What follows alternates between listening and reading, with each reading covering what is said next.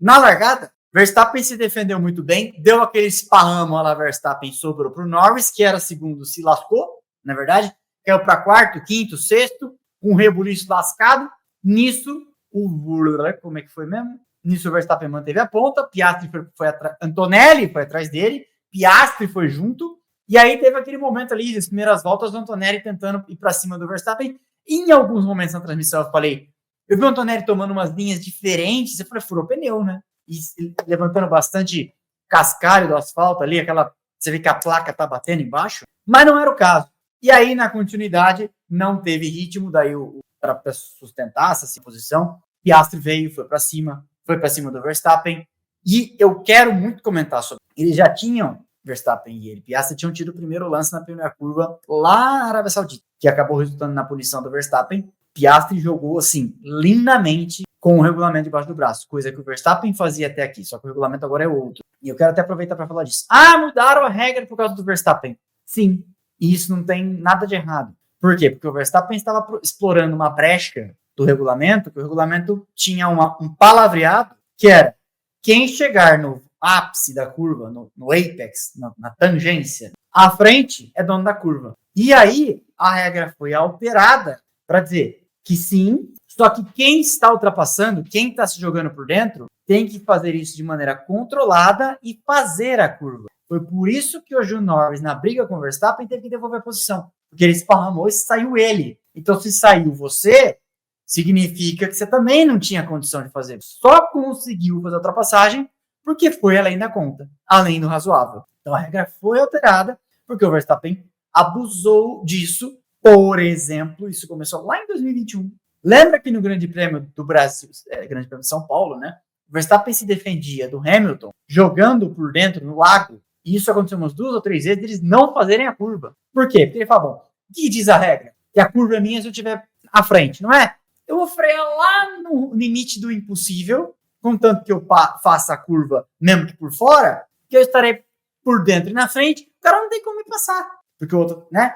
Ele apoiará em mim, o Verstappen, no caso, se eu estiver passando ele por fora. Que foi o que aconteceu com o Hamilton diversas vezes. Não conseguiu consumar a ultrapassagem aqui em São Paulo, 2021 ainda. Aí corta para 2024, no ano passado. E eu tô pulando. Aconteceu antes, outras vezes. Em Austin, na Cidade do México, no Red Bull Ring, que era? O objetivo é estar na frente, não é apex. Não importa se eu vou fazer a curva depois. Por quê? Porque aí tem área de escape. Claro que o cara vai vendo isso. Ali dá. E aí, a regra foi alterada. Então, agora de maneira controlada, você tem que fazer a curva também. E aí se lascou, porque o que aconteceu? O Piastri fez a curva na Arábia Saudita, o Verstappen não entregou a posição logo na sequência, e a Red Bull, o Christian Horner mesmo falou, não entrega porque vai andar no ar sujo, preferiu pagar a punição, e aí aquilo mudou a história da corrida, certo? Porque é uma pista como Jeddah, muitas sequências de curva de alta, andar atrás é ruim, então falou, não, a gente anda na frente, paga a punição depois nos boxes, mas tá tudo certo, porque volta 5 segundos atrás, não tem problema. Mas sim, a regra mudou por causa do Verstappen. E hoje, o Piastri manobrou sublimemente para cima do Verstappen, numa coisa que o Verstappen é superior a praticamente o grid inteiro. Deve ter 3 ou 4 pilotos que o Verstappen é claramente superior a isso, e é o que ele pensaria 2 vezes antes de fazer. Uma delas é quem vocês gostam de aposentar, que é o Hamilton. Talvez o Alonso seja o outro. E agora o Piastri. Não tivemos ainda com o Antonelli, tivemos com o Russell. Não tivemos com o Antonelli, tivemos com o Norris. O Norris, eu acho que o Verstappen já tem na cabeça dele, não, que esse aqui eu posso. E isso vai se estabelecer, né? A história que o Martin Brundle, eu cansei de repetir, já falava sobre o Ayrton Senna. Ele tenta, ele te dá a chance de bater. Se você não bater, na próxima ele já sabe que ele pode fazer, porque você vai tirar o pé. Então, hoje o Piastri, partindo de uma 4ª posição, capitalizou em cima de um começo do Norris, depois foi atrás, anulou a ameaça que era Antonelli, foi para cima do Verstappen, precisou de mais de uma tentativa, mas consumou. E aí, tchau, deu linha. Norris perdeu mais tempo para consumar a manobra, é outro estilo de conduzir, na verdade, mas conseguiu fazer também. E aí, já era. Nota interessante para o trabalho que a Mercedes vem fazendo com o Russell. Porque esse terceiro lugar é um terceiro lugar cerebral. Por quê? Porque a gente não sabe se em condições normais o Russell conseguiria fazer. Ou melhor, talvez a gente saiba, não conseguiria. Só que eles capitalizaram também em cima do safety car virtual, que ajudou a eles, ajudou as duas Ferraris, prejudicou sobremaneira a corrida do Bortoleto, a gente já vai falar dele, vinha fazendo uma corrida decente, claro que não ia terminar, porque quebrou, né?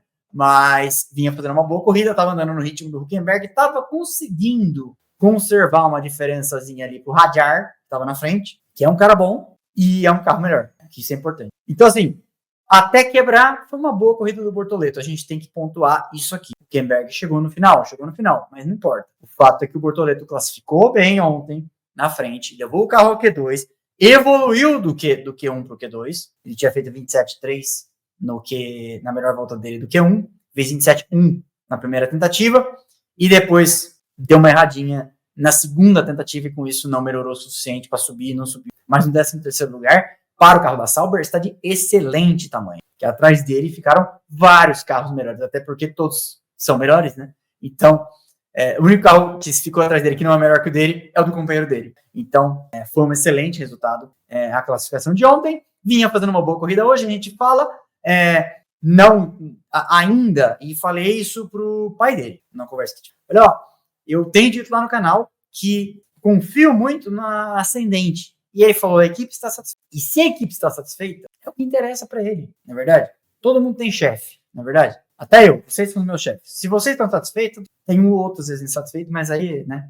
Mas se vocês estão satisfeitos, tá tudo certo. Todo mundo tem chefe. E eu tenho vocês, a cônjuge e o gato. Um monte de chefe. Mas enfim, daí, tá rindo. Daí, o importante é, se a equipe tá vendo o que tá acontecendo, tá tudo certo. E aí, volto a dizer, a mesma coisa do Antonelli, a mesma coisa do Russell. A Mercedes hoje colocou o Russell lá. Amigão, conseguimos na estratégia aqui, ó. Safety car, safety car virtual, paramos você na hora certa, agora você tem que segurar o Verstappen. Conseguiu. Porque o quarto lugar é bom, mas o terceiro pro carro da Mercedes é excelente.